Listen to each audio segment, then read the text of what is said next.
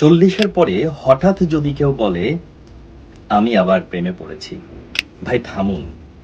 এটা প্রেম নাও হইতে পারে। আপনি কি মিড লাইফ ক্রাইসিসের মানে জানেন? এটা বয়সের সমস্যা না, নিজের ব্যর্থতার মুখোমুখি হওয়ার ভয়। আর সেই ভয় থেকে পালানো এবং নিজের শূন্যতা ঢাকার শর্টকাট একটা রাস্তা।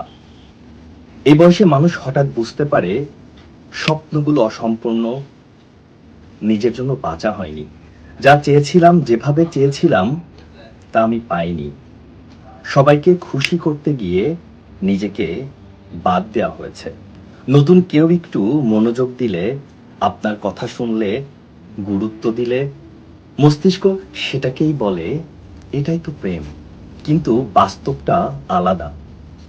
এটা প্রেম না, এটা হলো অবহেলা থেকে পালানোর চেষ্টা, নিজেকে আবার গুরুত্বপূর্ণ মনে করার নেশা।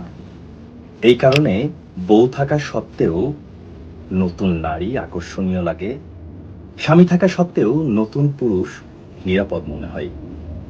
আর এই সময়ে আমরা প্রেম বলে যেটাকে ভাবি, বেশিরভাগ সময় সেটা শুধু গুরুত্ব পাবার তৃষ্ণা মাত্র, আর কিচ্ছু না।